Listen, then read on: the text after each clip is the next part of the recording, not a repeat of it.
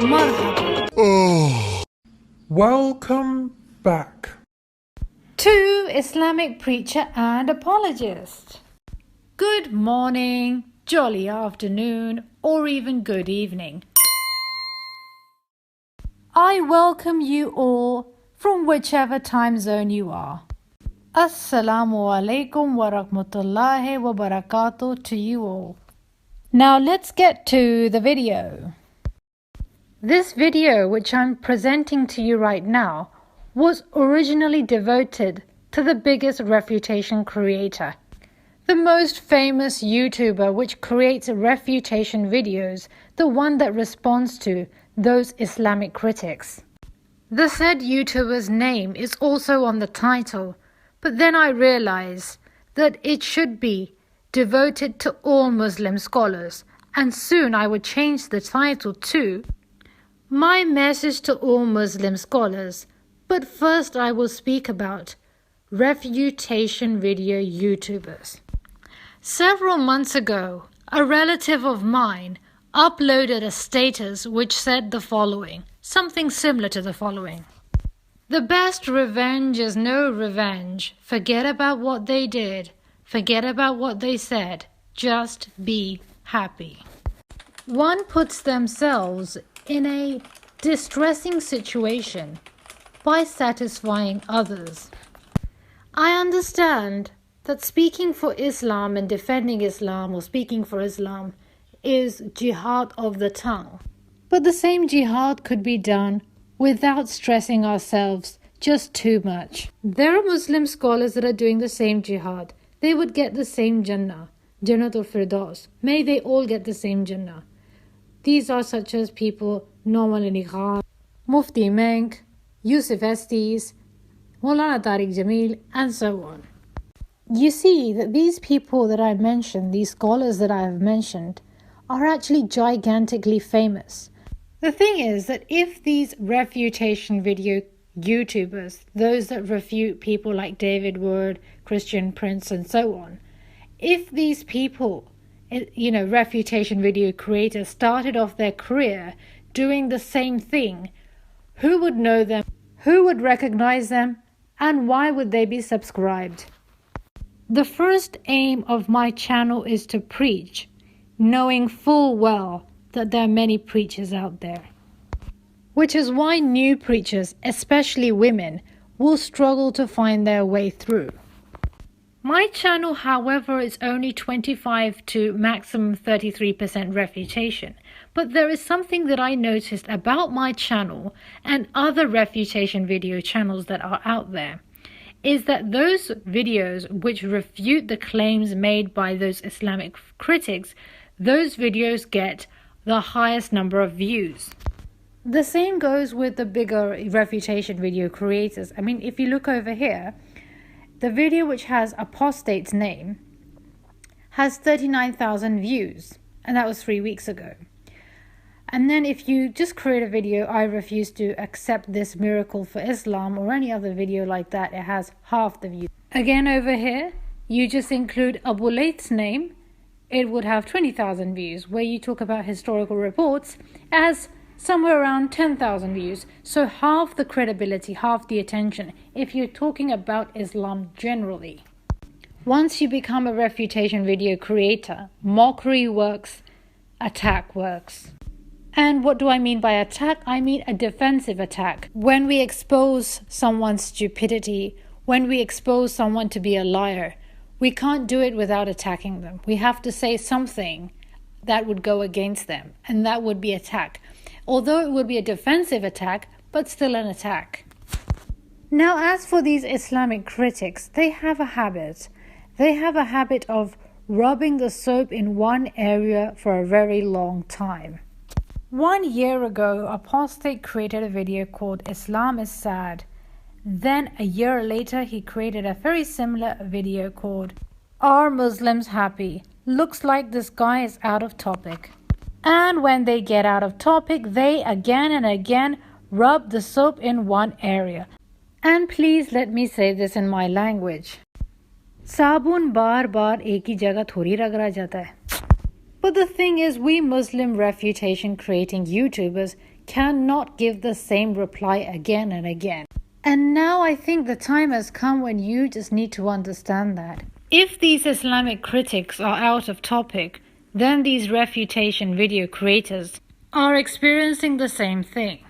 Some 3 months ago, David Wood's Woodness Day started. But fact of the matter is, such a series could not be continued without binding yourself with that particular individual. And this actually means going through literally every single YouTube video of David Wood's and asking yourself, can I refute that? Shall I refute that? And would people be entertained? And then one feels obliged to do this every single week. It becomes like a routine. In my language, they say, bond ho gaye. But such could also be said about those Monday nights with Mao. I mean Mufti Abu Layth Maliki. The thing is that if or when these weekly bindings occur, it should not depress or pressurize the YouTube creator. I mean, the only pressure that this individual brings himself under is only just this. This Monday I will talk about this topic. However, on the other hand, refutation bindings are depressing. Now, I just heard you say, well, he's Dajjal, he's a deceiver. Whatever it is, in which book does it say that if you are truthful, you just can't be happy? Well, whatever it was, without creating a refutation video, he does respond to him and say, yes, you can. And if any of you are going to say he's not a Muslim, he's a deceiver, okay, I'll accept that. But even amongst the deceivers, he is the happiest. I've never seen even David Wood or Apostate Abdullah Samir or even Jay Smith ever smile or laugh as much as he does. So basically, the fact of the matter is, it all depends on each and every one's temperament. Everyone is different, and it has got nothing to do with religion. But when speaking about my own YouTube videos, my aim was to always produce organically. Whatever that was in the mind, whatever that was in the heart, became a YouTube video. However, today I would have a word with the biggest refutation YouTuber that there is today. And how would I do that? Well, first I will give 3 hypothetical examples and then I will talk. After giving 3 hypothetical examples, I have a word with the biggest refutation YouTuber that's out there. And then I would have to speak to Ali Dawah. There is some very important things to say live, publicly to Ali Dawah. And after having a word with these YouTubers, then I'll speak to my own audience. So anybody who wants to get enlightened, stay tuned. Hypothetical example number 1 is of a woman who had a 4-year-old son who refused to eat. And that's quite typical of 4-year-old children. Young children are complicated. So one October, she decided to buy a Halloween mask. Why? Because she planned to run a fright and feed policy. By the way, I found a Donald Trump face in the Halloween section. I didn't earlier know that people found him quite frightening. Anyhow, let's continue. So how did we find out that she was doing such a thing? Because we found a Halloween mask in the kitchen and she told us. And she also demonstrated it. She would wear a mask and then say khao, which means eat. Let's call this the feed and fright policy. In Urdu, darao phir khilao policy. Now, how does this relate to Muslim scholars? I'll explain. You see, when you see women, Muslim women, some women cover the entire face and some women show a part of it. This is dependent on who the initial information provider is. There is a Muslim scholar in Pakistan who says that the area of your face that you show will endure fire on the day of resurrection, or something similar to that. But in that case, if that's the case, then that would be the eyes, because sometimes women even decorate their eyes with eyelashes and mascara and under eyeliner. So when I spoke of the fright and feed policy, I really meant that. Hypothetical example number 2 is about this 14-year-old boy who came to the UK all the way from Pakistan. And at that time, I was only 11 years old and hadn't yet started high school.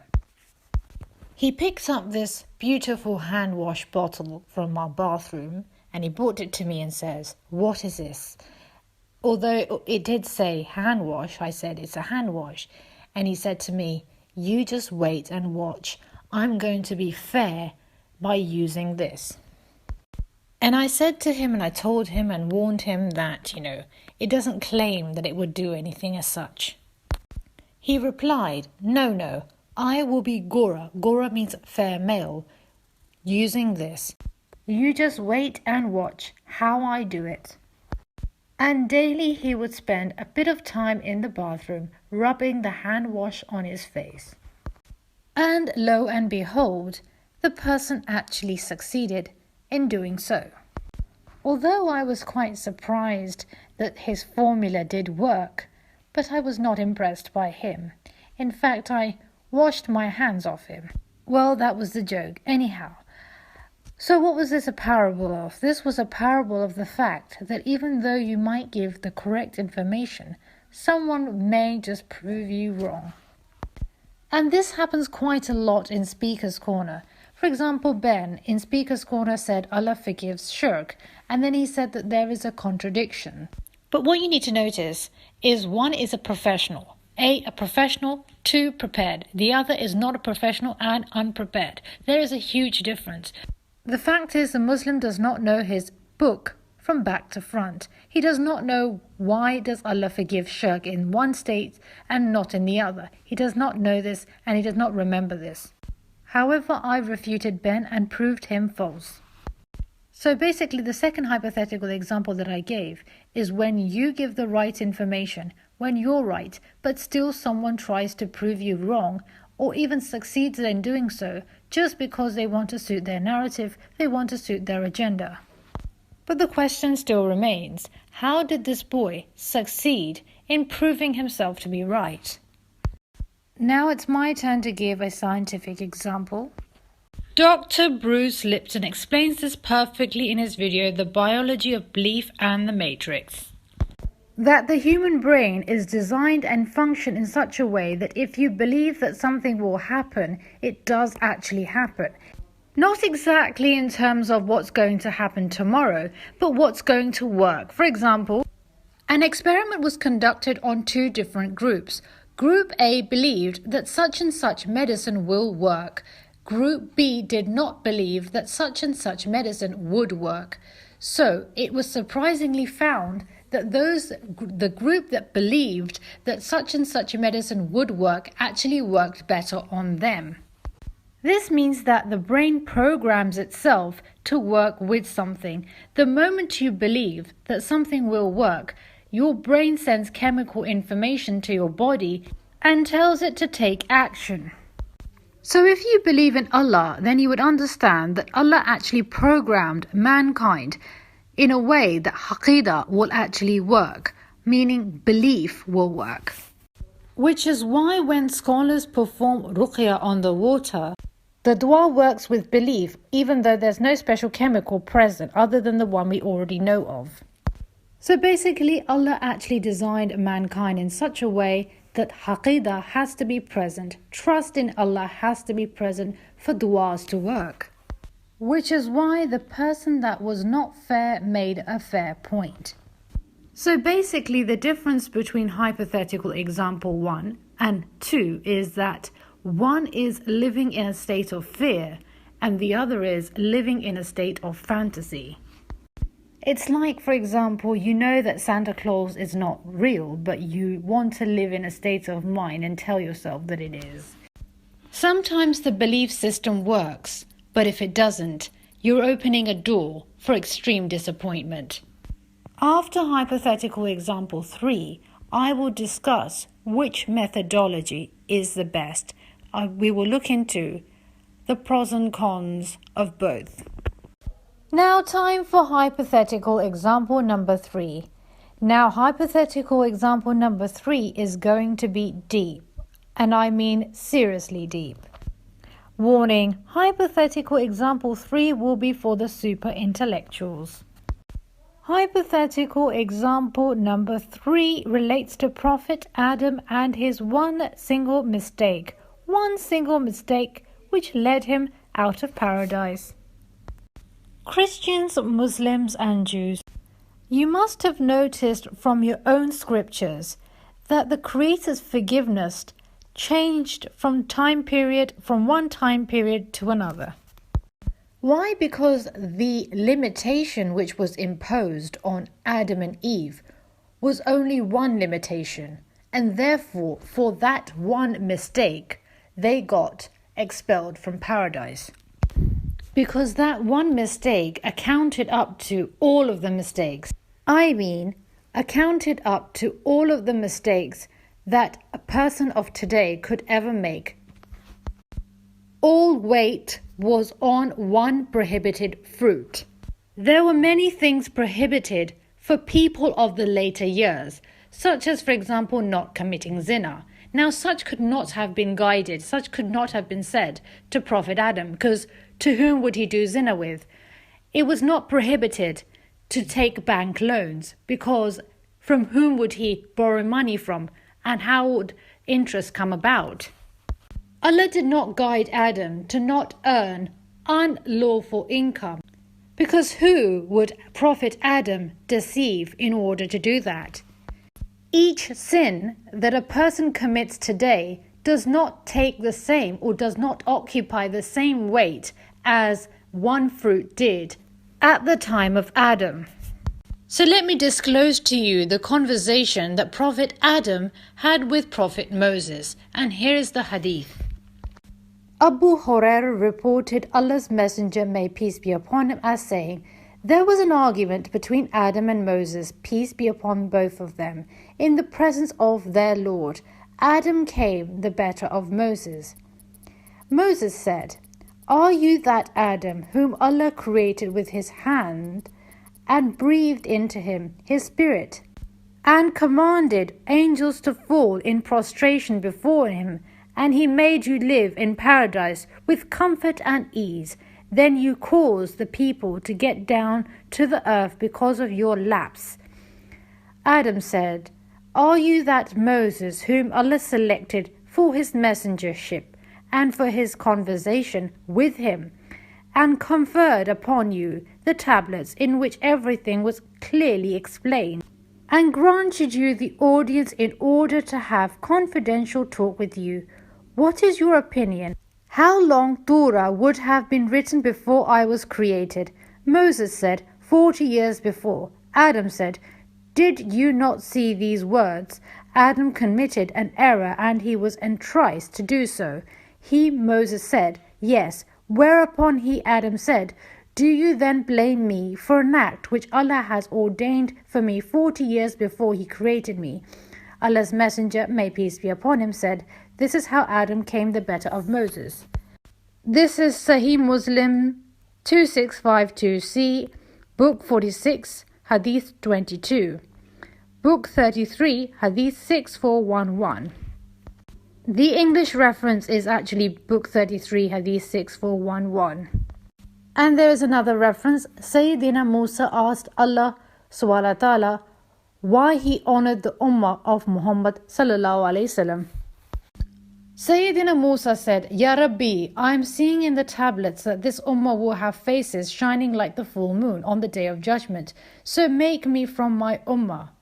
He wants to compete with Sayyidina Muhammad, saying, make them my ummah. Why are you making them for Muhammad?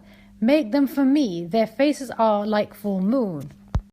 Allah said, Ya Musa, this is not for you, that is for Muhammad. I will resurrect them on judgment day, Ghur al-Mujahalin, meaning wherever the water of wudu comes on your body, that place will become shining like lights. So Ummat an-Nabi will be known, recognized from all other ummah on judgment day by the light shining where they make wudu on their faces, hands, arms and feet.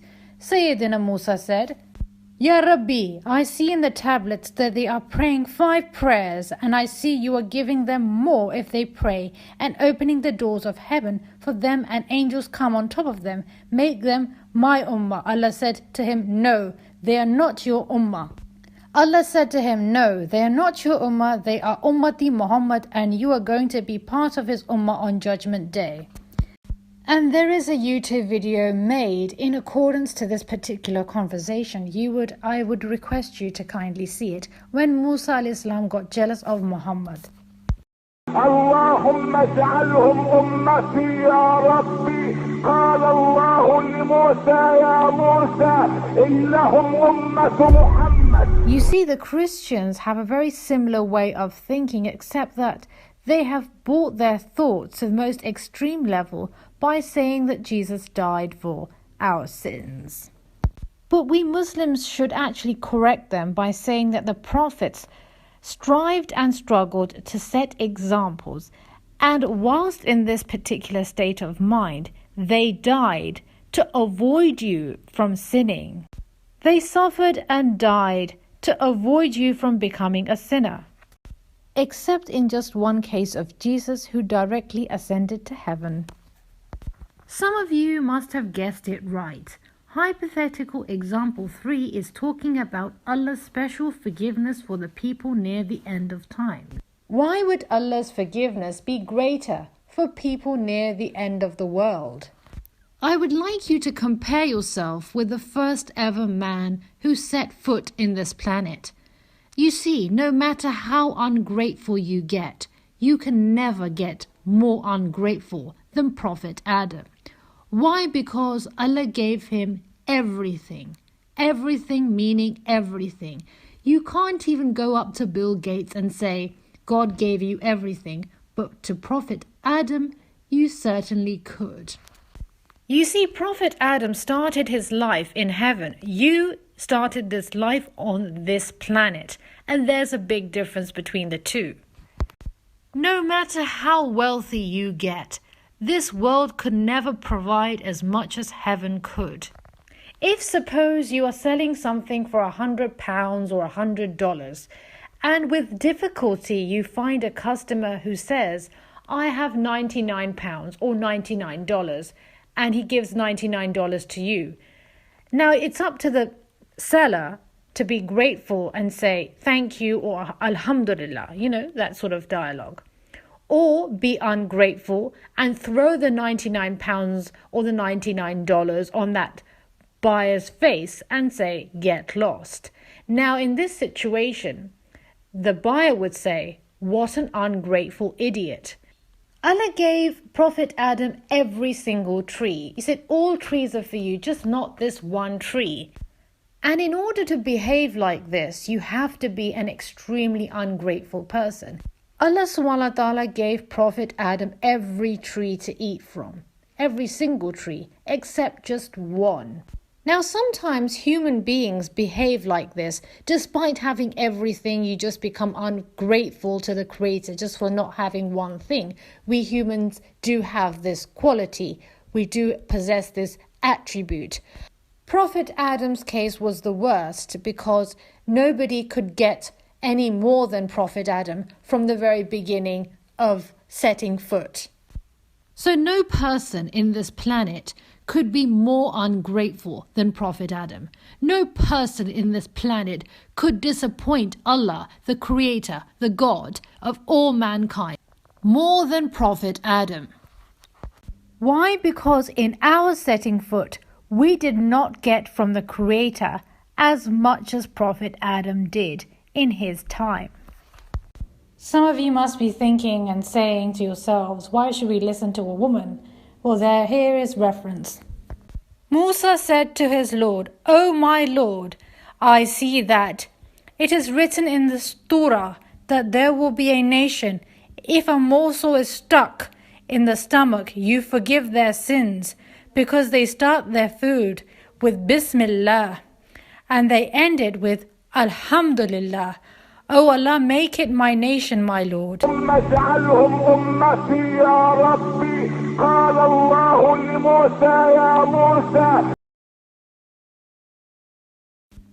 So basically, your forgiveness is dependent on the difference between ingratitude and your gratitude, the gratitude of people near the end of time. It is natural that those people that are born with a golden spoon in their mouth, they're never as grateful as those that earn it. So the gratitude of people near the end of times will pave a way for more forgiveness, for a greater chance of forgiveness. And the second reason I have already given, that one apple will no longer carry the same weight, one sin will no longer carry the same weight as it did at the time of Adam, because we are given more orders. And there is an understandable reason number 3 as well, which is this, that some of you may already know, and perhaps even understand, that we are all living near the end of times. And the biggest test and trials will be faced by us. Did you know that the Apple logo is an Illuminati conspiracy? Maybe you did not know that. The apple which is bitten is symbolic of the Satan's first ever victory with man. How he tempted Adam and Hawa, to eat from that tree. Adam and Eve had to go to the tree to commit a sin. Did they or did they not? Today on your smartphone, all the sins are present. If you want to watch a half-naked woman dancing, or even a naked woman, you will find it in your phone. If you want to borrow a bank loan on interest, it's on your phone. If you want to backbite or slander, this too can be done on the phone.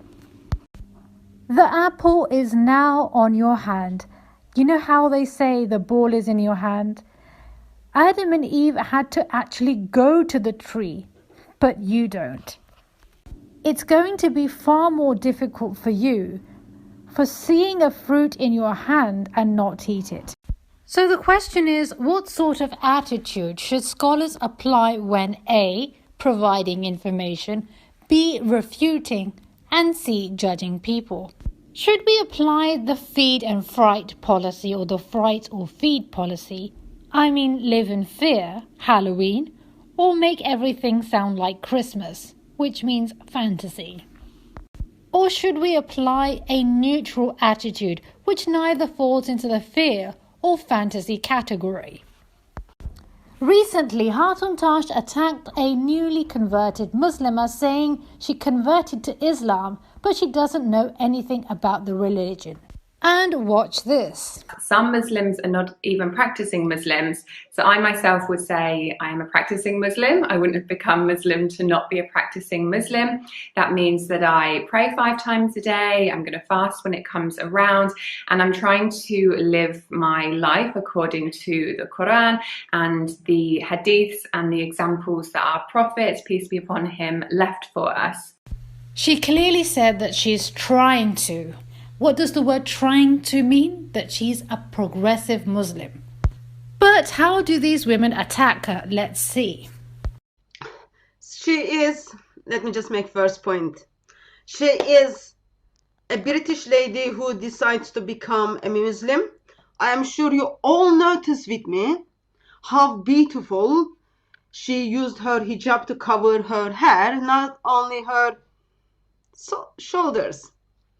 And I'm sure you already noticed this lovely makeup on her face and, of course, beautiful hair. That's already tells us she has amazing knowledge on Islam. Daughter of Christ, what do you have so far for us? It's funny, sister, that after 2 months, she feels qualified to clear up misconceptions about Islam. Like she's an expert. It's not knowing the After basics. 2 months from the UK with no Arabic. Lots of people in the chat, sister, saying, where is her hijab? What about her? Can't you see? It's on her. What is this called? The neck. It's on her neck. This is supposed to be like on the hair, but probably she couldn't come to that part of the Islamic teachings. Oh, you cover your. She's meant to cover her neck, and her chest and her hair. Yeah. Surah 33 verse 59, so she's not abused. Also 37 different Arabic Qurans saying makeup, yes, you cannot show adornment. That's according to Surah 24 verse 31. I haven't noticed. Can you see she's got her eyebrows done? Her eyebrows are shaped. Notice that the first thing they attack is the new Muslim, the newly converted Muslim. I would first say, shame on them. It is not necessary that as soon as you read about Islam or Christianity or any religion that you adopt their ways at the very first instant. And 2 months of accepting Islam doesn't mean that this is 2 months of knowledge. When I stood up for this Muslimah, I didn't just stand up for her. I stood up for our audience, our Muslim audience, our subscribers. These people are progressive Muslims. If they had 100% knowledge of Islam, or they were genius or masters, they would prefer to produce content instead. Why would they watch content? And lo and behold, she did finally wear a headscarf. She did finally cover her head. And the makeup too doesn't seem to be there. And if you're going to talk about the eyebrows, then may I ask you how many Muslim women out there, even in the Middle Eastern world or Asian subcontinent, actually have their eyebrows done? So we can't actually point fingers at those people whom were not born in a Muslim family. You see, times are bad, and I have a question for refutation YouTubers. For those of you who actually ever created a refutation video on this particular individual, I have a question for you. There must be women in your house or a woman in your house, and there are women that watch you. How many of them actually have plucked eyebrows? Curses her for that. But women is a good subject. According to Muhammad, Allah has cursed women who practice tattooing or who get tattoos done. Tattooing is such a horrible act. Women who remove hair from their faces. Women who separate their teeth in order to look beautiful. And in general, women who change their natural appearance. Isn't it insane? Muslim women who are afraid of removing hair from their faces because they are afraid of the curse of Allah shouldn't be afraid. They should remove Islam from their lives instead and be happy. Do you know what the bitter reality of being near the end of times really is? And this is an ironic fact that women who subscribe to you, support you, put a crown on top of your head, but follow him. Women these days are doing things which are more in his favor, irrespective of whether they subscribe to you or support you. What about scholars? Some may not be harams, but things like heroin, categorically haram, crack, all these things ruin lives. May Allah make things easy for people, but honestly, I think those things devastate lives. As does as well, potentially, not always, but with people, things like alcoholism destroys lives. If people get hooked on it, I mean, it's shocking. You watch these movies where people are alcoholics.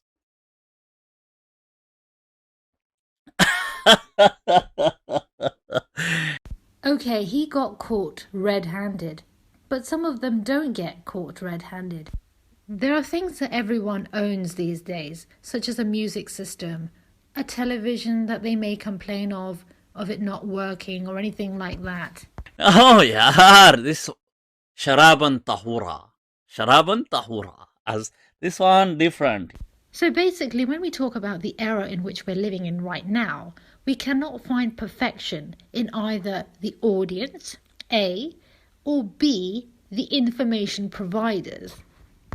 My opinion is both the policies are incorrect.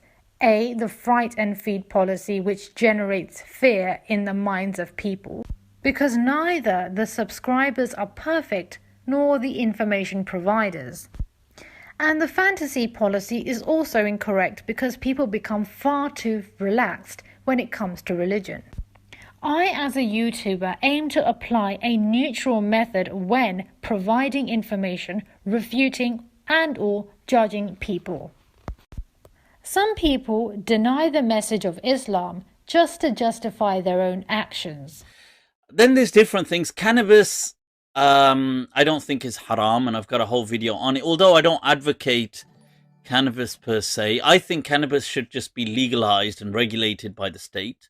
So they make sure there's clean products for people who want to take it. At the end of the day, look, it's not good for you, but people want to do things which are slightly self-destructive. You have to understand people. There is an inherent drive within human beings to be self-destructive. Let me tell you, Islamic preacher and apologist does not need to deny something to justify something. Deny the message of Islam to justify something. I do not need to do that. People near the end of times are confused. They do not know who to listen to and who to not. You people, no matter which religion you follow, you are living in an era of falsehood, in an era of lies. Every religious group is adding the extra bit of icing on the cake, and I'll tell you how.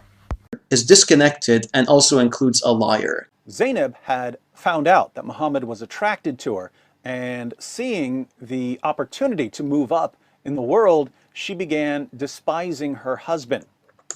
Okay, so this isn't even in the report, but it's just an embellishment that David Wood is putting in here to spice things up. Zayed. There are mainly two markets when people decide to talk about Islam. Either people add more humor, meaning mockery, or people add more fear. Both these two things grab an audience. My experience with fellow Muslims is this, that those scholars that scare them more, they trust them more. Looks like you know more about Islam is how we Muslims think. So it's basically tickle and feed, or fright and feed. So let me just quickly read something from my comments section. Careful, sister. More Muslims are seeing your videos and checking out videos of David Wood, vocab, etc. and leaving the Islamic faith. This is because they are checking these facts and finding out the lies that the Imams have been telling them over and over again, and how the Quran, Muhammad and Islam is falling and failing quicker than ever. Well, in that case, I'd like to tell you, a few minutes ago I just saw this video. Maybe you should see this too. You need to realize, whichever religion you follow, whether you're Christian, Muslim or Jew or even a Hindu, that people are misusing religion either to promote it or to attack it. Which is why I'm here digging out the truth and presenting it to you, applying only a neutral policy. A neutral policy which neither attacks, mocks, nor does it scare our Muslim fellow Muslims. And nor do I aim to keep you in a fantasy world that everything will be fine, and aim to keep my channel, as neutral as possible. Now, to have a word with your very favorite Farid Responds. Right, this is the most complicated part of this video. I will be challenging Farid Responds. Now, believe it or not, I scripted and re-scripted this segment and stopped at times thinking, shall I proceed working on this video or not? And this is not because I'm challenging Farid Responds, but because of two reasons. Mainly one, that I'm preparing my audience for another disappointment. Before this challenge, I publicly asked Farid Responds a question, and this question has not been answered. I asked a necessary question and an answerable question. And before that, I even responded to Farid Responds because he had a concern and I thought it was necessary to actually touch on that. After 13 minutes of this video, I make a few requests to Farid Responds. These issues, these requests were actually related to women, those things that are being touched on in Speaker's Corner. Because Allah has given him name, fame and popularity, I asked him to kindly please handle those concerns. Why? Because if he responds, many people see his response. And why? Because many women will benefit from his information. I then had to upload a video myself. But the thing is, look at the number of views. So what am I going to do now? I'm going to be challenging Farid Responds, have a word with Ali Dawah, a little bit about me. I'm going to share some interesting facts about myself, and then I'm going to update you on what's next on this channel. Now let's begin by speaking to your favorite Farid Responds. This is the YouTube video which you saw, due to which you actually know my channel exists. And the way in which you know it is as follows, that I was using your comment section of your YouTube channel to promote my content. I would post my link on your comment section. During the course of time, my work was also inspiring you. 12th February, this is my work. 16th February, this is your work. 25th March 2020. Difference between Zakir Naik and Christian Prince. A difference between Farid and Christian Prince. 29th March 2020.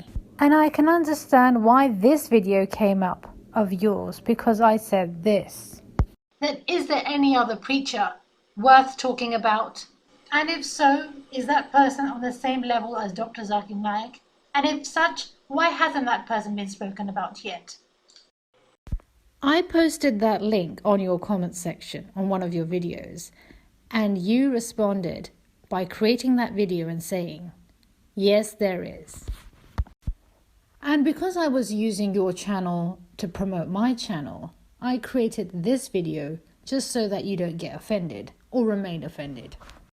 And unfortunately, this video was the video which hurt your ego the most. Why? Because I responded to this video of yours. But now I'm going to soon modify this video because of the length of it. The YouTube video which I created, Multiple Wives of Prophet Muhammad, was actually extracted from this video. So I'm going to snip out segments of this video, the Age of Aisha's video, and make them into a separate video and just focus on the Age of Aisha itself. I will be responding to other scholars that actually support that view too. And here is what you had to say about my video. Are we going to weaken a hadith about the age of Aisha, for example? No, we don't. And the people that do are either extremely ignorant in hadith sciences, or they're just simply insincere. Now I know that you're responding to this video, but before this video is actually this video.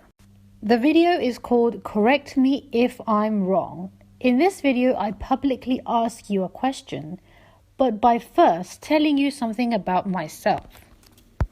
I tell the entire world how I actually went to a Christian school in which I became a victim of taqiyya by 29 fellow students. Basically, I was a victim of racism. There was one instance where the teacher actually went out of the classroom and I was being bullied by a boy in my desk, in the same table I was. As soon as I said to him, stop it, quite loudly, the teacher came back in the classroom and said, what's happening? The boy said, Miss, she swore. And I looked at him and said, no, I didn't. She looked at the other class pupils, the students that she had, and she said, did she? Did she? They all said, yes, miss. She said, F off. And I said, no, I didn't say that. I actually said, stop it. So the teacher said, right, come with me to the general office. Muslims today are actually accused of lying and or deceiving. But what could one say about those 29 other students that were lying against me just to save themselves from trouble? They all became a chain of narratives. Did they or did they not? The question is, when I was in the general office and I was very upset, and I say I didn't do that and I didn't do this. The thing is, my concern is that although I was one of those students that used to sit quite near the teacher's desk, and she knew how I was and my character was and how polite I was and how kind I was, what sort of student I was. She knew all of that. Still, she bought in to what the false testimony that those students gave against me. My question to you was simply this, that is the idea, the methodology behind the chain of narratives of only looking into the chain, is that methodology accurate? How justified is that methodology? Was my question. Now let me give you a hypothetical example to what exactly I was asking you, because a lot of people over here, their first language is not English. So therefore I'm giving you a hypothetical example. Let's suppose Meghan Markle was actually a Muslim and she began to eat on the royal dining table with her own hands. And the Queen asks her a question. Do you not know how the royal etiquettes work? Meghan looks at her in the eye and says, I know that, but do you think that the way you eat, it's the best way? And the most accurate way? And therefore I shall eat with my hands. So in a roundabout kind of way, in this video, I said that the methodology behind only looking at chains, in my opinion, is wrong. And correct me if I'm wrong. If you look very carefully, I've used your image, it means I'm asking you. If one is dishonest, that person doesn't ask at all. And I got nothing but blankness from your side.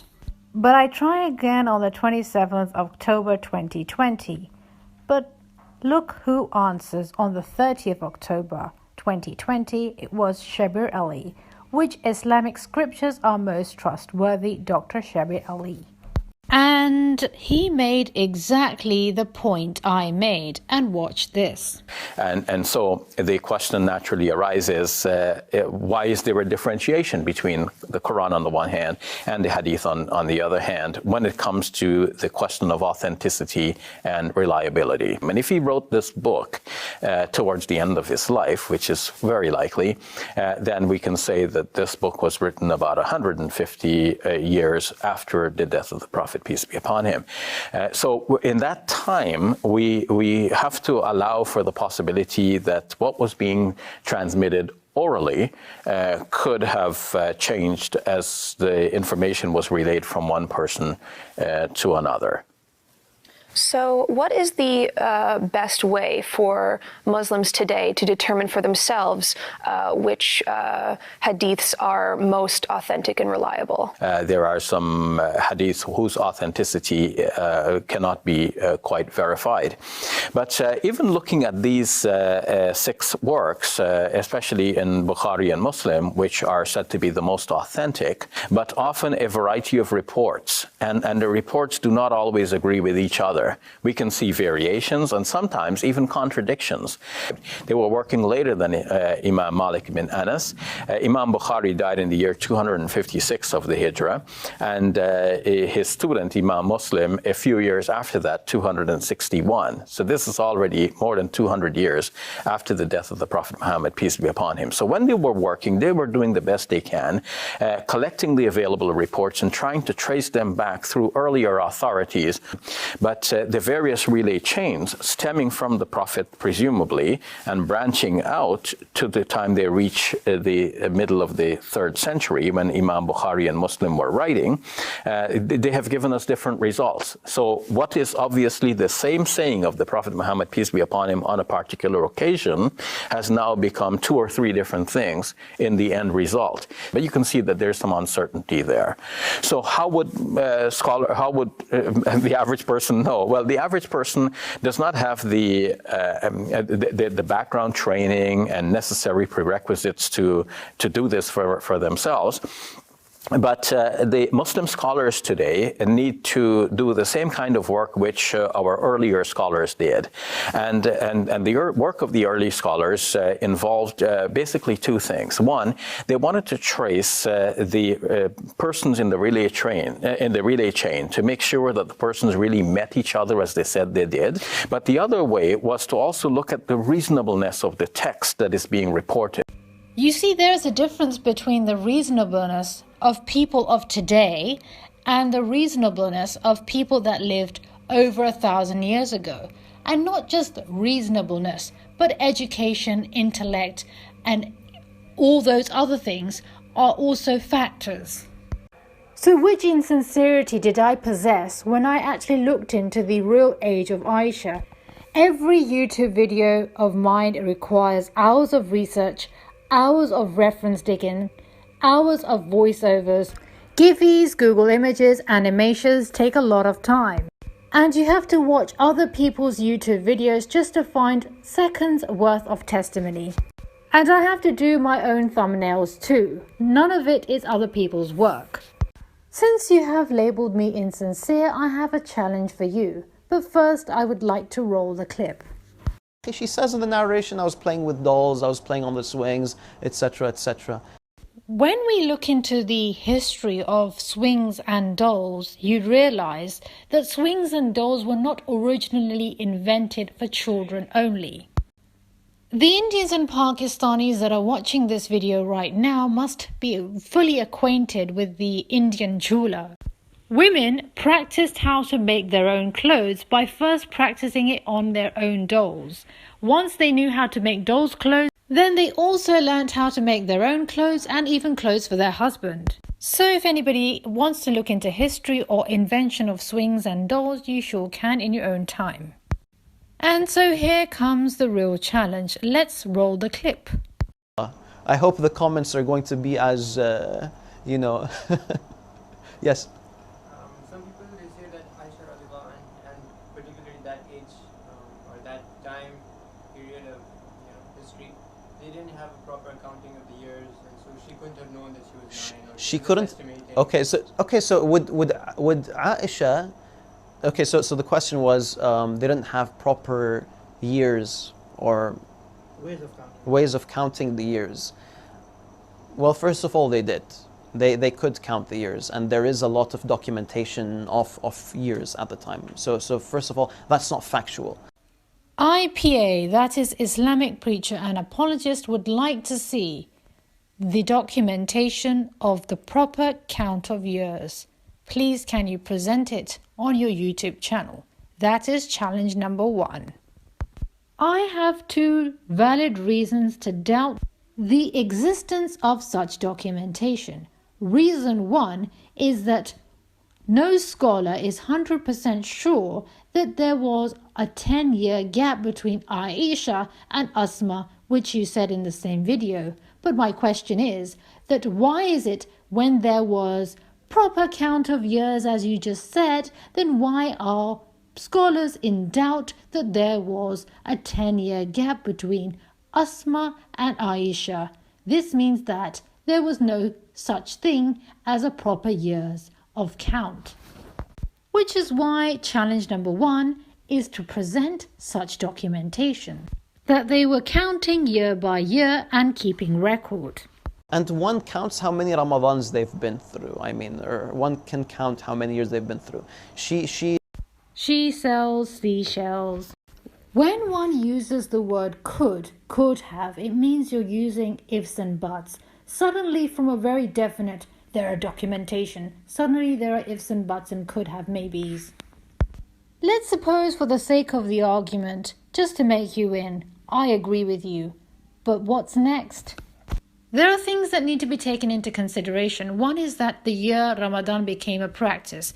Now we all know that, a lot of people, you may already know, that there are verses of the Quran which were being revealed at the time in which Aisha was born, even after that. So we need to look at which year these verses came and which year was it when Ramadan was being practiced. Not just by Muslims then, but Abu Bakr specifically. When did Aisha's parents start counting the years? Now, was it, for example, as soon as she had, let's say, her monthly cycle? Did they count just that? How many years she had that before she actually got married?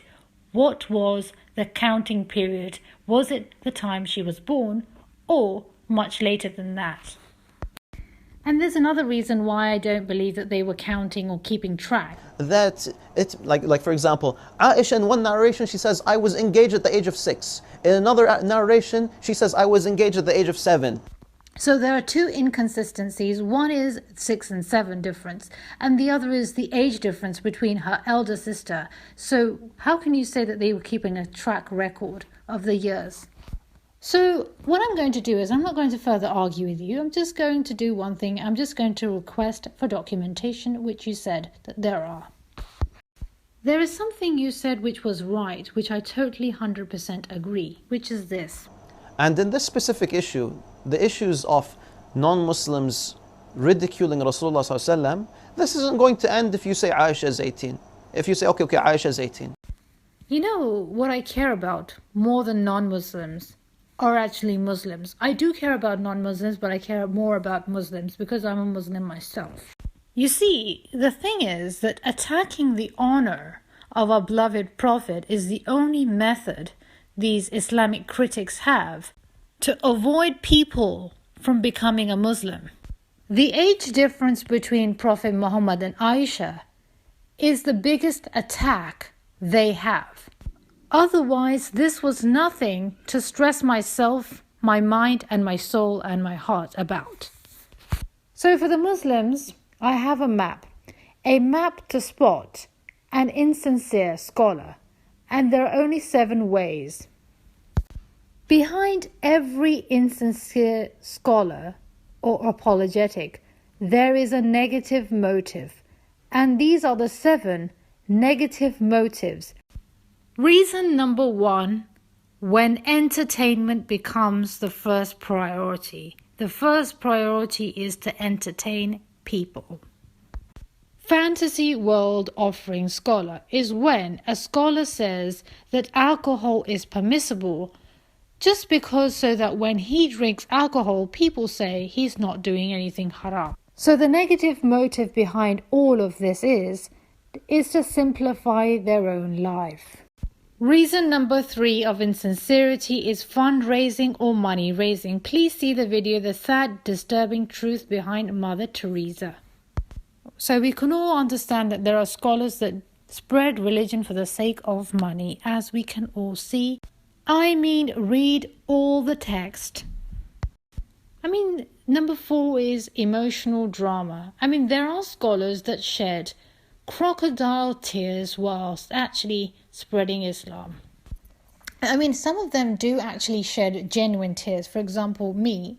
There are things that you don't know as an audience, that when I speak about Prophet Muhammad sallallahu alaihi wasallam, there has been once or twice, about twice, when whilst during the recording, the voiceovers that you actually get to, hear, is that I ended up crying in between, the voice recording, and then I had to stop the recording and then go back again.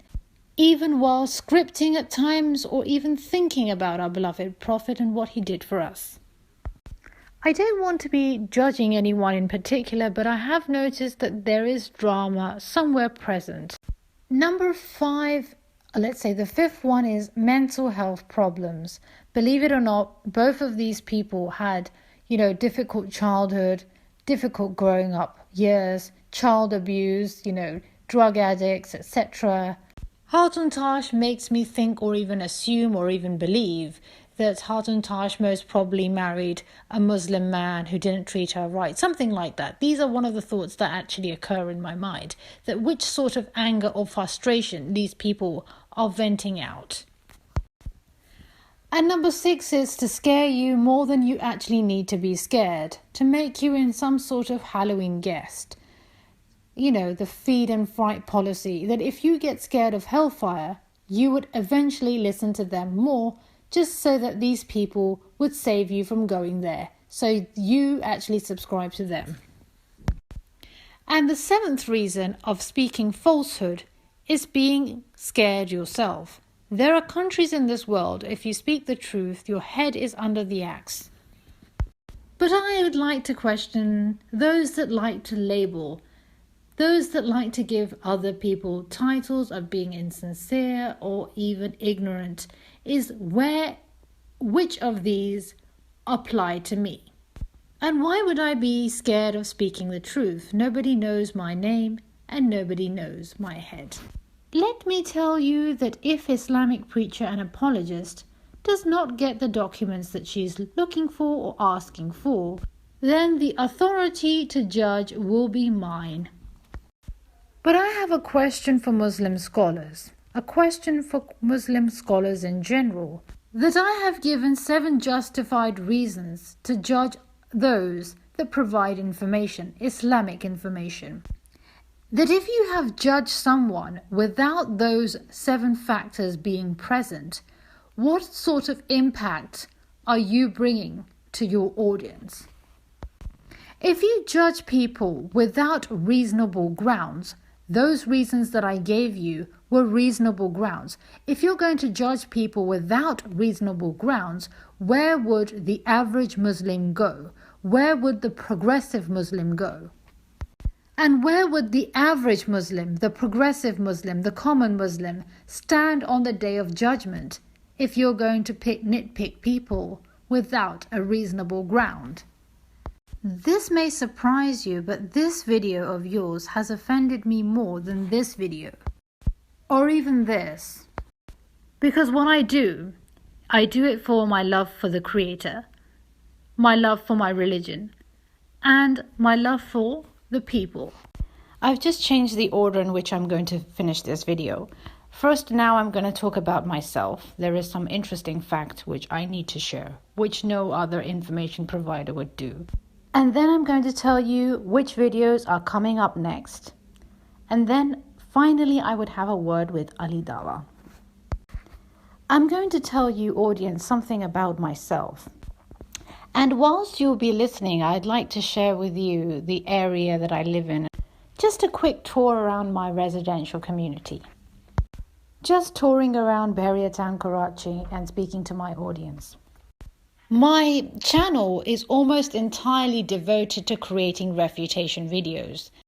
This video is a refutation video, but I didn't call it a refutation video because many people labeled our Prophet racist.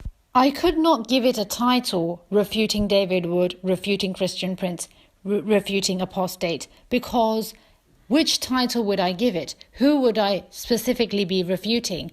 If I'm refuting many people, I don't give it a name such as debunking or refuting. This is also a refutation video. There was a video which was posted by Khatun. She was saying that there are no rights for women in Islam. But many other Islamic critics have said the same. So which title would I give it? Should I say Refuting Khatun, Refuting David Wood, Refuting Christian Prince? So therefore I created a video in response to many Islamic critics. The world of apologetics, when it comes to defense, depresses the heart and stresses the mind. Trust me, it is difficult. We can't be in the same state continuously. This is also a refutation video, the multiple wives of Prophet Muhammad. I do not deny that our Prophet had multiple wives. People accuse him of being a womanizer.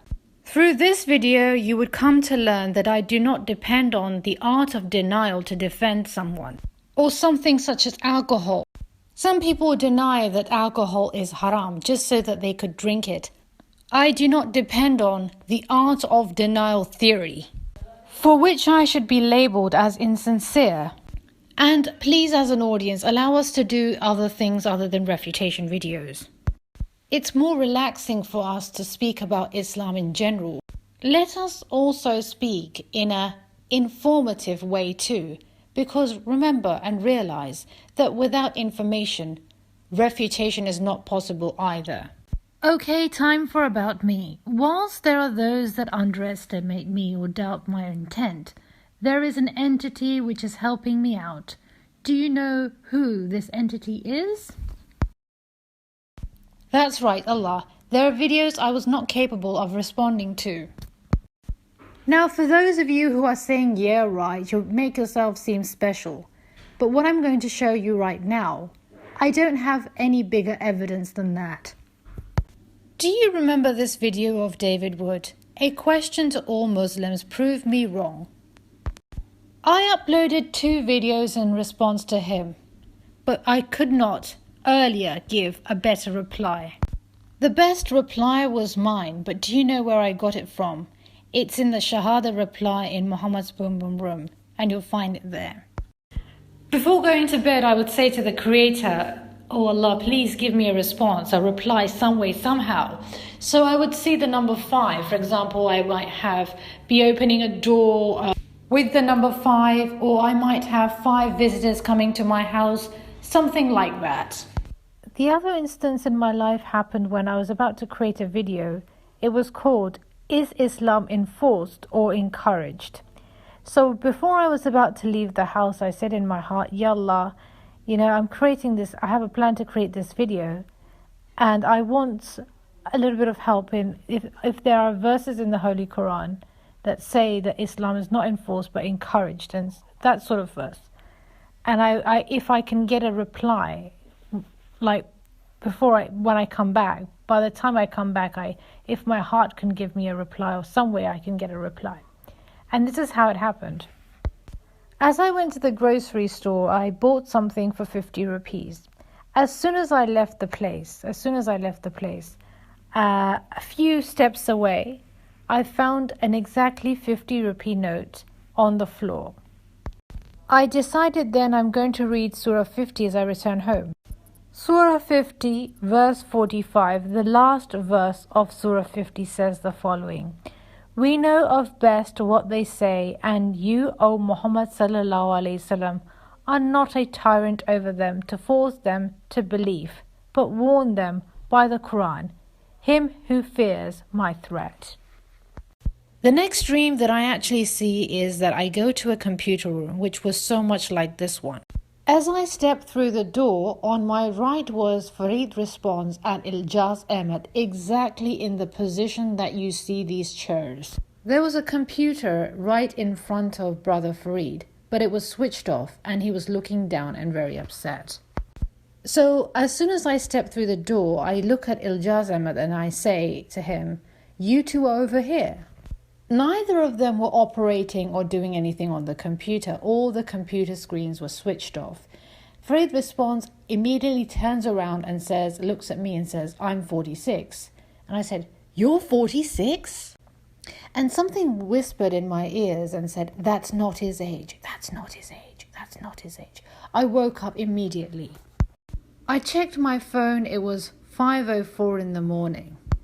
This video had just been uploaded a few minutes back. I had even informed him and said, I have been advised by Allah that you read Surah 46 of the Holy Quran. I will create an enlightening video soon. I want to share some thoughts because I was very disturbed by what was happening. I was disturbed with myself. And what happened was I was having a discussion today. I was having a discussion with a very gullible individual. And sometimes some folks are so gullible, they will believe every single thing they hear as long as it suits their narrative. So, And let's have a look at Surah 46. Surah 46, if you notice, is talking about the accusations people threw on Prophet Muhammad sallallahu alaihi wasallam. But let's start reading from verse number 4. Say, O Muhammad sallallahu alaihi wasallam, to these pagans, think all that you invoke besides Allah. Show me, what have they created of the earth, or have they a share in the creation of the heavens? Bring me a book revealed before this, or some trace of knowledge in support of your claims, if you are truthful. Number 5. And who is more astray than one who invokes besides Allah, such as will not answer him till the day of resurrection, and who are even unaware of their invocations to them. Number 6. And when mankind are gathered on the day of resurrection, they false deities will become enemies for them and would deny their worshipping. Number 7. And when our clear verses are recited to them, the disbelievers say of the truth, this Quran, when it reaches them, this is plain magic. Verse number 8. Or say they, he, Muhammad sallallahu alaihi wasallam, has fabricated it. Say, if I have fabricated it, still you have no power to support me against Allah. He knows best of what you say among yourselves. Concerning it, i.e. this Quran, sufficient is he for a witness between me and you, and he is the oft forgiving, the most merciful. Number 9. Say, O Muhammad sallallahu alaihi wasallam, I'm not a new thing among the messengers of Allah, i.e. I'm not the first messenger, nor do I know what will be done with me or with you. I only follow that which is revealed to me, and I am but a plain warner. Likewise, my dream of seeing Prophet Muhammad sallallahu alaihi wasallam is also true. If anybody saw the beloved Prophet in their dream, they would know just by reading a hadith, their soul will indicate to them that this is true or this is false. It was my soul that indicated that I need to look further into the age of Aisha and into her surrounding life. And that is why this video was created. He is, Farid Responds, a very knowledgeable person. I do not doubt his knowledge, and probably he is the most knowledgeable when it comes to hadith. In the world of YouTube, I have not seen or known anyone who has more knowledge than he does. I accept that. But the thing is, I believe he here has just made a mistake. Coming up next is, what does Allah say about apostates? There are verses in the Quran which do speak from Allah's speech.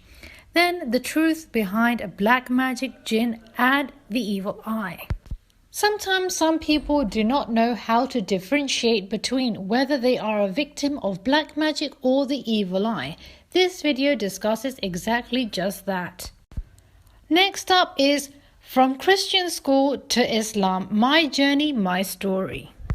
Then I will be talking about transgender issues. I've been wanting to talk about this subject ever since I saw this video. Next up is Islam really the fastest growing religion in the world? These days, Islamic critics are saying it's growing because Muslim births outnumber Christian births. I would outnumber their argument and bring out the truth. By the way, the place that you see right now is a place called Al Jadid, and it's in Karachi. One of my videos will be on Pakistan. Pakistan, an amazing Muslim country, and it's getting better, and I will be talking about how. And one of my other videos will be Good, Bad and Ugly of Speaker's Corner. The good things and bad things about becoming a public speaker, and I will discuss. Now these videos are going to take me about 2 months to create. I might be missing out 1 or 2.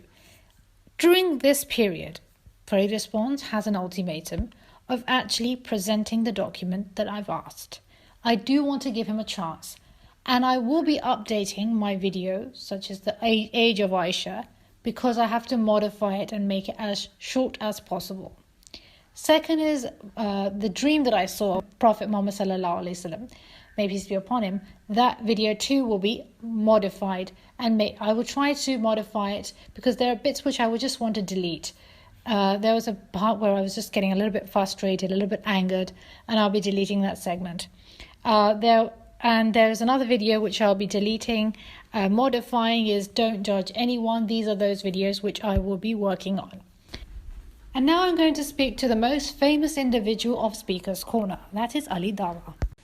And now I'm going to be speaking to the most famous person of Speaker's Corner. That's right, Ali Dawah. Assalamu alaikum and welcome to my channel. Although I strongly think and believe that you must have actually come across my channel before. Since you're the most famous person of Speaker's Corner, I'd like to tell you that I've subscribed to all Speaker's Corner channel that there are at the moment. This is irrespective of whether they are Muslim or non-Muslim. And why I've done that is because I'd like to see and I'd like to know what Muslims are doing to defend their religion and what the Islamophobes are doing to attack. You can't judge a wrestling match until you don't see what the other player is doing.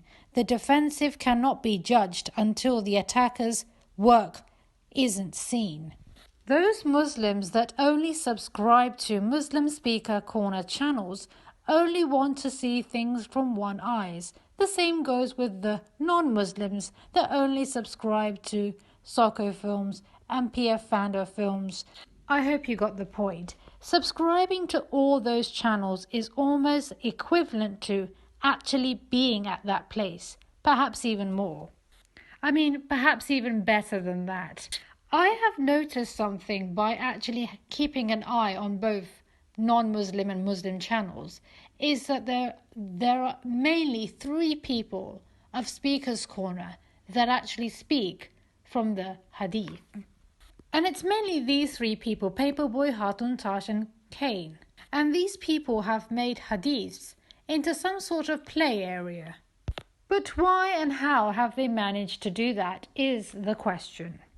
You see, the authenticity behind every hadith is dependent and largely dependent on chain of narratives, and it works the following way, the way in which you can see right now. One passing information to another, just like it is when it comes to Chinese whispers. That's right, a transmission of information. And here are those things to consider even if the chain is sahih. Even if the chain is sahih, it can be a victim of these following things: missing out something, forgetting something, or misinterpretation. And this can happen even if the narrator is A, genuine, or B, genuinely met other narrators. Scholars don't want to tell you this. They want you to depend on their knowledge, what they learnt, so that you turn to them for information.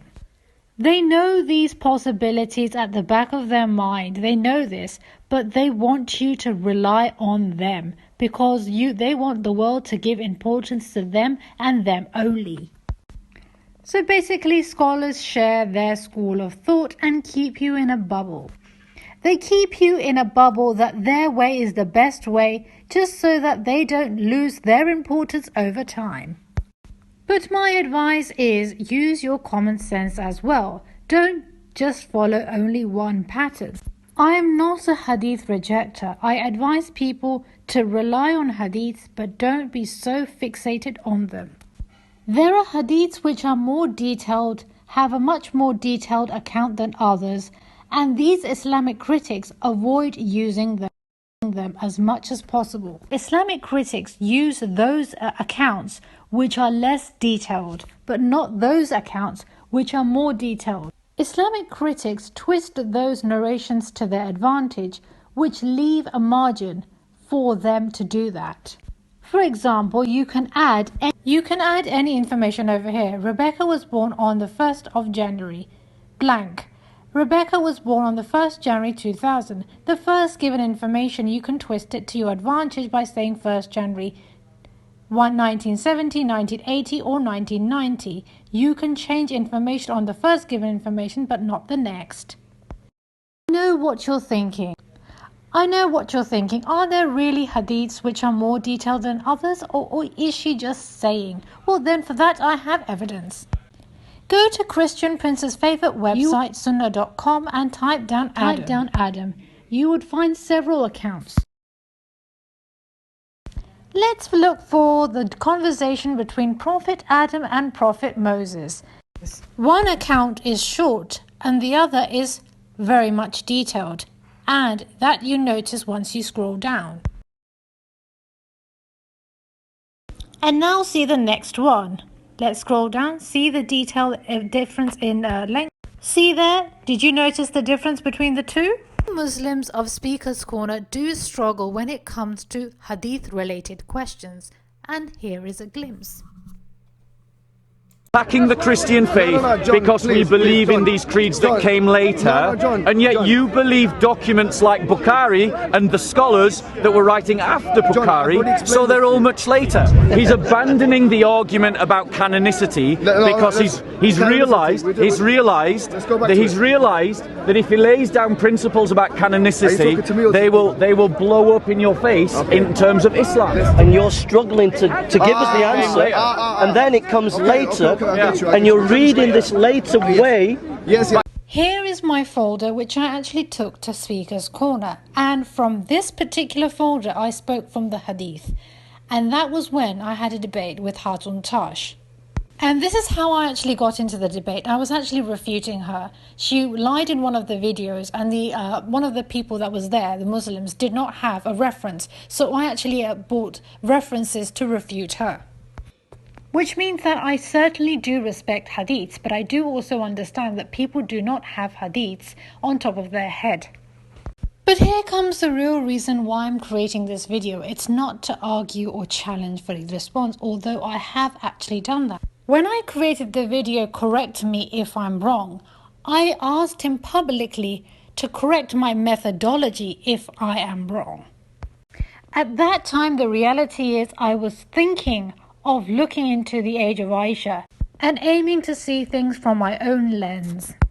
I didn't create this video to make an effort for him, but this video has another motive. This video is about judging people. The scholars that I mentioned in the earlier part of this video are those scholars that keep their opinions to themselves, Nouman Ali Khan, Mufti Menk, so on and so forth. But those that express their opinions need to be a little careful. I'm going to tell you something about women, because today you are married men, but tomorrow you will be a father of a daughter. Just as there are ex-Muslims of various types, there are women of various types. There are two types of women that date men. One of those that actually date men to have fun and to enjoy their time. You know, one of those women that offer a one-night stand. And there are women that only date those men whom they think could make a husband a lifetime partner. If, for example, you say to an ex-Muslim woman or an ex-Muslim in general that you became an ex-Muslim to do zina, right, but let me remind you that even in zina, there could be a good intent. Likewise, if you think about it, there are also people that actually do nikah just to obtain citizenship, just to become British. And once they become British, they actually leave that woman. They leave that Muslimah. What would you say about those people? In countries like India or Pakistan, irrespective of religion, women are a victim of domestic violence because they didn't give enough dowry. The Hindus are doing that, and the non-Hindus are doing that too. But usually the most difficult part of becoming a Muslim is completing your other half of your deen, 50% of your deen. I hope you understand that. People these days want to get to know someone before they actually get married. And they find it quite challenging to actually marry someone they don't know anything about. Asian parents almost entirely make you marry someone completely unknown. Okay, I accept they misrepresented Islam, but the fact is they have to now find someone on their own terms and their own conditions. It's quite disappointing. Parents don't understand them and the society makes things more difficult. The biggest difficulty these days near the end of times is on women. They have to tackle a number of things today. Men make decisions and so do women. But when it comes to calamity or a tragedy, women suffer more. Women suffer more in the different aspects of life. For example, being a mother is much more complicated than being a father. If a woman gets widowed, in the Muslim society, she suffers more. If a woman gets divorced, she suffers more. If her parents ask her to leave the house, she would suffer more than her brother would. There are areas in this world where women suffer more because of their gender. If you're going to say, for example, I didn't behave like this when my parents asked me to leave, I didn't behave like that, you need to realize that how different things are for women than there are for men. I'm not going to tell you to stop judging people because we all do that. We all ultimately judge people. But have more options going on in your mind. Maybe they did zina for a good intent. Maybe I shouldn't be so nitpicky on them. Midway neutral attitude is what I'd like you to apply. If I attack Hatun Taj for criticizing a newly converted Muslimah for not wearing a hijab, she would give me a face-smacking reply and say to me, control your Muhammad hijab and Ali Dawah. Those that start saying things to ex-Muslims for a slight slip of religion. If I say to an ex-Muslim, you're a disgrace because you're not covering your head, and I say to a progressive Muslim or newly converted Muslim, it's okay, sweet sister, it's okay if you're not covering your head, Allah is forgiving, Allah is good, Allah is all merciful, you'll gradually do it, I can't apply double standards. The aim of my channel is to encourage people, but if you're going to be too nitpicky, then you're ruining my work, the aim of my work. How would I address them? How would I even speak to them? How would I be able to boost their confidence that everything will be fine, everything will be okay? Now that she's become a Muslim, the biggest challenge for her, more than covering her head of Ramadan, would be completing her deen, meaning finding her other half. Finding a partner on the same wavelength as herself will be her biggest challenge. And now I actually have a question for you, and in order to do that, I have to place you in the same position as her. Now I know that you're already married, but I have to place you in the same position as her, and imagine yourself as being a person looking to complete his deen. And let's look into the struggles and difficulties that you would face as compared to her. If a woman like her decides to get married to a decent Muslim chap like this with a nice noor on his face, then she would struggle to do so. A nice person like this, who's never done zina before, never ever dated or committed haram, did zina or anything like that, would want to look for a woman on the same wavelength as himself. And what about culture and traditions which both of these two people would be familiar with? Despite accepting Islam and accepting one particular religion, women like the Wandering Queen actually do struggle very much when it comes to finding a partner on the same level as themselves. Now, if it was your turn to search for a wifey, it would have been just as easy as going to a mosque and community mosque and asking one of the brothers. I know that you may not ask immediately, but slowly and gradually you can become their friends and even ask once they invite you for a nice cup of tea. Once women become a Muslim, they cannot go around advertising themselves about. So when you, for example, react to ex-Muslim stories, think of the complications those women face that actually do want to follow the religion. And please do compare it with your own general difference. The only direction which is much easier for women than it is for men is the wrong direction. The direction of zina, the direction of fornicating. I don't have any major issues like some vendetta with you or Farid Responds, but these irresponsible remarks are actually ruining my hours and weeks and even months of work. And now my challenge with Farid Responds begins. First, listen to what he has to say.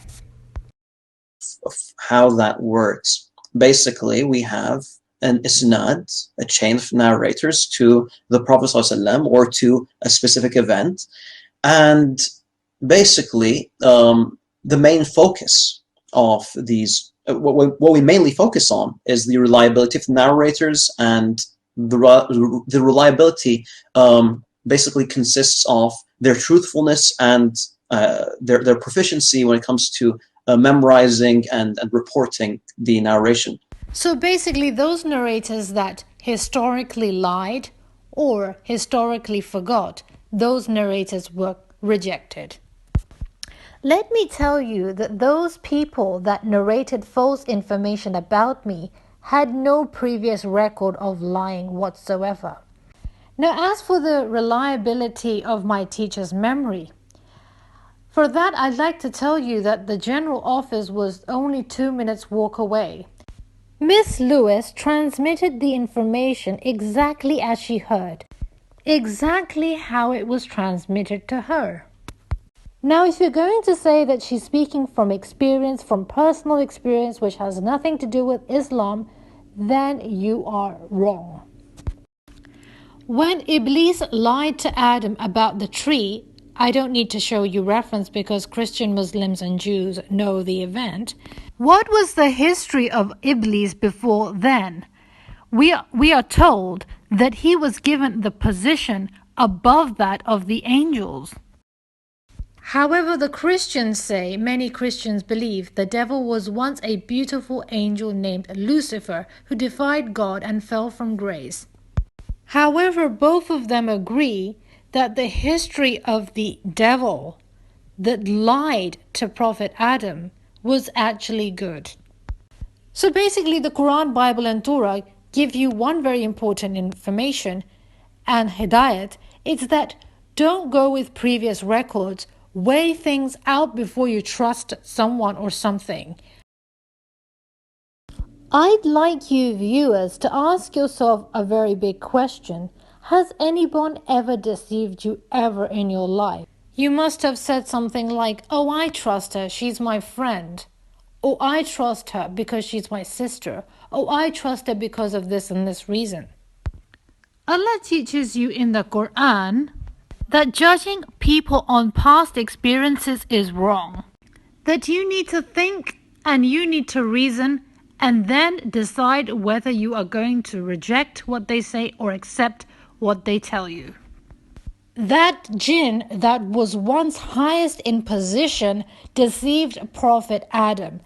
This is teaching you one thing. Even if someone is high in your opinion, that person could deceive you. So weighing things out before trusting someone is the way to go according to the Holy Quran. India and Pakistan have the most Muslim population in the entire world. And don't worry, I'm also Pakistani. And when we Pakistanis decide to tie the knot with someone, one of the first few questions are, what is your caste? And there are other similar background related questions such as, what did you study? Where have you studied? But they never seem to ask you how close you are to religion. Do you even pray 5 times a day? How important deen is for you? However, they do ask you one future prospect question. What job do you do? Why? Because it's related to money and not to deen. And why do people ask you your past related questions such as what is your caste and where you have studied? Is because people want to judge you based on those grounds. But does the Quran teach you this? No. The Quran explicitly reminds you how trustworthy, high-ranked people could be deceivers. The Quran says, don't do that, don't make this mistake. So where is this mindset coming from? It's definitely the hadith and the way the hadiths are graded, Sahih, Da'if or Hasan. Similarly, likewise, we judge people. The Quran says, don't do that. The hadith says, do just that. The Quran says, use your conscience, meaning in Urdu, sood bood. Look into what's right, what's wrong, and so on and so forth. Now, viewers, don't get me wrong. I'm not a general rejecter of hadiths. My only advice to people is that even if the hadith is sahih, use your own conscience. Use your own sood bood, how they say in Urdu. Weigh it out. No matter which position something stands. I just reanalyze the Sahih Hadith using my conscience and what is wrong with that. I only reject the method of classifying them. I just judge them in accordance to the Holy Quran. I'm sure that you and your friend must have read about many scholars only because you were going in accordance to the Hadith and its methodology. But people that set it up the methodology away from the principles of the Holy Quran.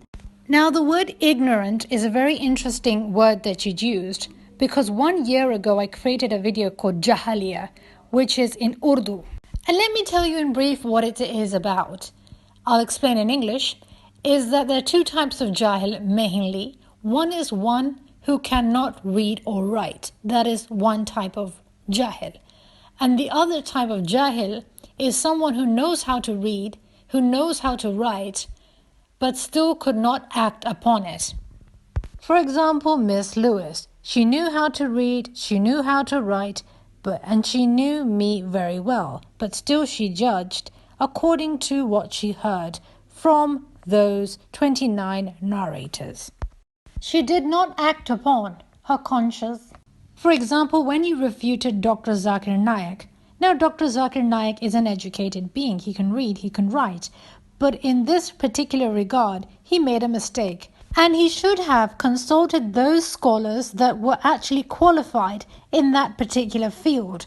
But he didn't do that. And that was his ego. And his ego substituted to ignorance. Ignorance of this sort and kind when you know better or you know how to act better but still act in a different way. It also happens when higher ranked scholars realize their mistake before smaller scholars but persist on their own speech. But the thing is this, now that I have laid out the principle of the Holy Quran, how the Holy Quran advises you to either accept or reject information, don't you think that those people that set it out a different type of methodology of the hadith, those people were ignorant?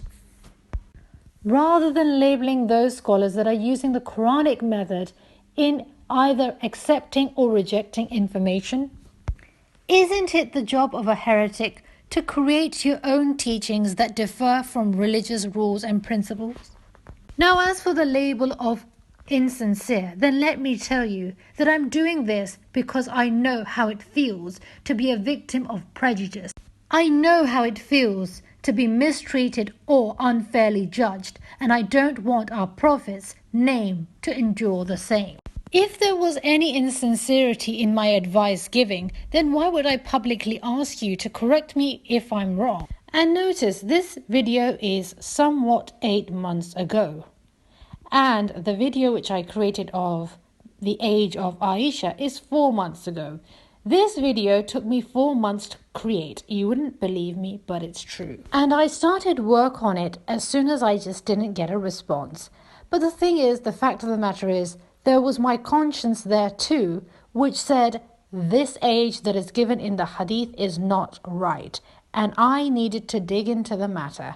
I then later tried again. But 2 months later, there was a response, and this was it. And unfortunately, this video is not responding to what I asked. The question was, how accurate and justified is the methodology behind analyzing hadith, when we either classify it to be either Sahih, Hasan, or Da'if? On this video, various different scholars were talked about, but no straight answer was given. Now, we can expect this from a long video, but I would have wanted only about 10 minutes response whether it is objective or not. But the thing is this, I also create long videos, but my aim there is to change opinions and to change perspectives, which is why some of my videos get longer. And can I be very honest? When I questioned for the first time, I already had an answer. But now this video is going to be deleted with it after 10 days of uploading this video. And one of the reasons why there was no response from your side, no proper response from your side, is because sometimes it's a matter of the more you read, the more you get confused. The thing is this, that there are hadiths with various narrations, and behind various narrations, there are various narrators. And then you have to read about those narrators and discover yourself whether they are genuine or not. This is something you confessed in your library tour. Somewhat around 50%, perhaps even more, these books about those narrators that actually narrated, so you have to dig deep into who said what and how genuine it was. Sometimes the more you read could lead to more confusion, and therefore that's why you have to invite a guest. And guess what? That other guest will speak from his bookshelf. So let me tell you the greatest secret of all of this. Hadiths are excellent for refutations, but there is a book, only one book, which is excellent to answer questions. How to handle information given to you is in the Quran only. The Quran itself is perfect for when you feel lost.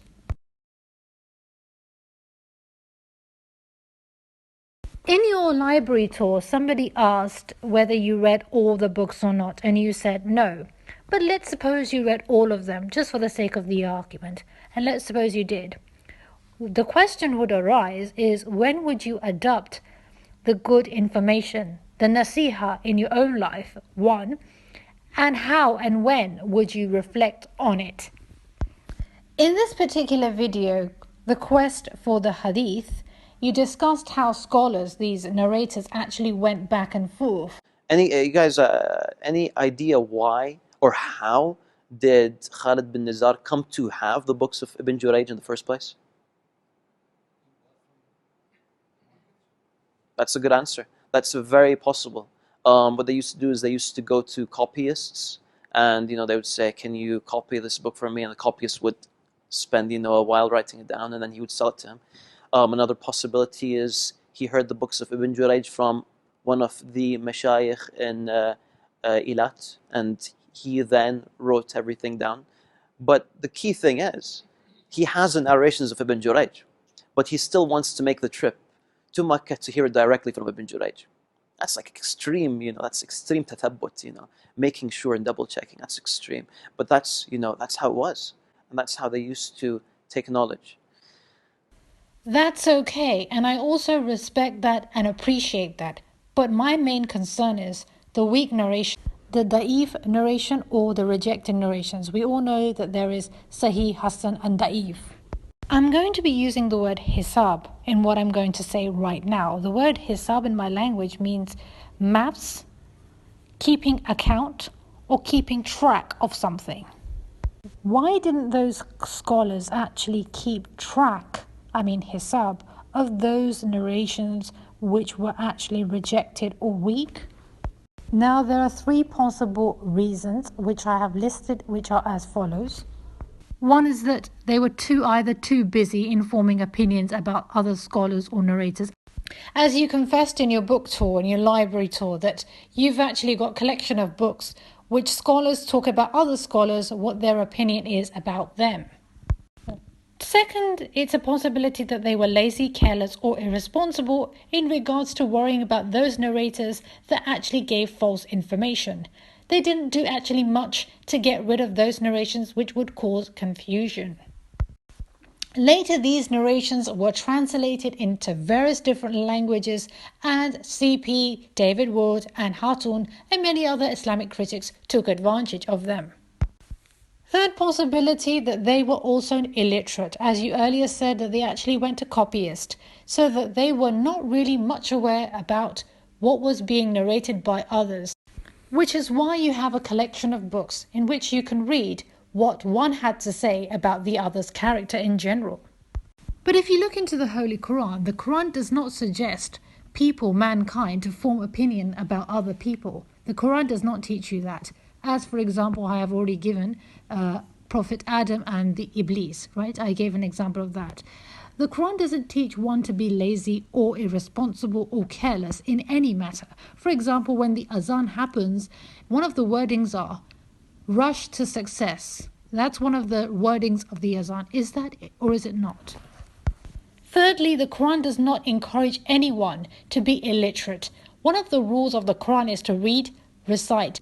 And third and final one rule about the Quran is to reflect. Reflect what you have already read, which is why we are encouraged to actually memorize the Quran in the first place. In regards to the previous scholars, I'm going to be using a word called majboor, which means the following. It means helpless.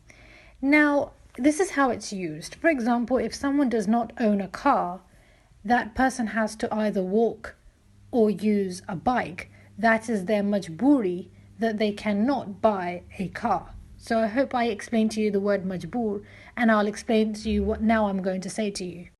So basically, the previous scholars, the earliest ones, were actually majboor. They could not read or write. They could not destroy or get rid of false or fabricated narrations. And they could not even keep hisab of that either. Then of course comes the later scholars, their generations, that could read or write. And here comes the concept of carelessness or irresponsibility. Am I right or am I wrong? Which is why later, during the course of time, these narrations became translated in various different languages. And in my opinion, and even according to the Holy Quran, irresponsibility and carelessness is the root cause of all evil. One would be destined to hellfire if they do not take their religion into consideration. What is the point, of course, if one does not reflect or does amal on what they have already read? So basically, the earlier scholars, the ones that collected information, actually went back and forth to gain information, but they were illiterate. And I don't blame them much because they were helpless when it comes to doing anything about the false narration. And I can appreciate that they did their best by actually going to the copyist and actually make whatever their opinion were, they actually got them penned down. The later scholars must have been educated, but mostly inactive. They relied heavily on the works of their ancestors, who actually already expressed their opinions of those false narrators. But one thing they didn't realize or take into consideration, that not everyone in the near future are going to read about those narrators. But people such as Christian Prince, Khatun, David Wood have taken advantage of that. Not everyone goes and looks into narrators, so they had actually taken things for granted. So basically, books got compiled one after the other, am I right? Just like Burj Khalifa. When Burj Khalifa was actually being constructed, it was the poor people that lived there, mostly Indian and Pakistanis, that actually went back and forth to actually make it. Shall I appreciate the attempt made to gather information, or shall I speak about the outcome? What do you mean it's stupid? They do dumb things. What do you mean they do dumb things? They have the tallest building in the world. It's empty. When something becomes empty, it becomes the equivalent of dust. So which era scholars would you say are the most influential? The active ones but illiterate, or the well-educated, inactive ones? If you ask the Creator, I mean Allah, what do you think is inspirational? He would say it's better to live in a smaller house which is livable rather than a big, nice, tall building with nobody living in it. And the same goes with Talim, with education. It's better to have one or two books, but you could reflect on. If you look into the Holy Quran, the Holy Quran encourages education. Education first and then become active on it. The one that was active was illiterate. The one that was educated was inactive. No. Allah says you have to have both good qualities. You have to have education first and then become active on it. One is fail in one area, brackets illiterate. The other is fail in another area. Allah says no. Allah encourages educated people to become active in what they have learnt. And neither of them are befitting the Quranic standards. The printing press existed somewhere around 1450. So even if these scholars did something, let's say, about it by 1900, if they took it seriously, today the world would not criticize. This is something the scholars should have done before they were translated, false narrations were translated into various different languages. And now I'm going to be responding to what was said here. My question to you is, what are heretics, insincere and ignorant scholars for you? Are those scholars heretics that apply the Quranic principles to judge the authenticity of the Islamic scripture? Or are those that carry or carried works of literature that couldn't or didn't read what other narrators narrated, yet commented on them? Like the people of today that build tall structures, yet could not keep account of how many people will live there? If you still see modern scholars as insincere, ignorant or heretics, can you please present to me the documents that you were earlier talking about? Like the track record of Aisha's age, with an explanation of why we could not trust Asma's account, Asma's Hisab. Because those scholars are high caliber for you, not people like Shabir Ali that use a Quranic methodology in preaching. I don't want you to assume that I have any vendetta with you or even Ali Dawah. My only anger is that those labels affect the hard work that I put into. I'm not saying that those scholars that double-checked information were liars. I'm saying that their standards were not befitting the Quranic principles, either due to them not being able to act or not willing to go in accordance to the Holy Quran. The Holy Quran encourages man to act after obtaining talim, that is education. The earlier ones could not do that, and the later ones would not do that. If you're not able to give me a response, I will assume and believe that you don't have the grounds to judge anyone. Now, I'm not talking about shout-outs because that process started as soon as I spoke about the real age of Aisha. I understand you have the authority to do that, but judge, no. My advice to all scholars is this: please be easy on progressive Muslims, deal with ex-Muslims kindly with understanding, and please give those scholars that act in accordance to the Holy Quran respect, because we are.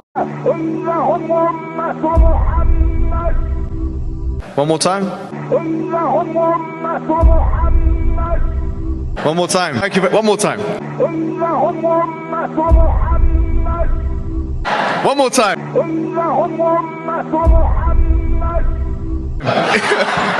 Okay.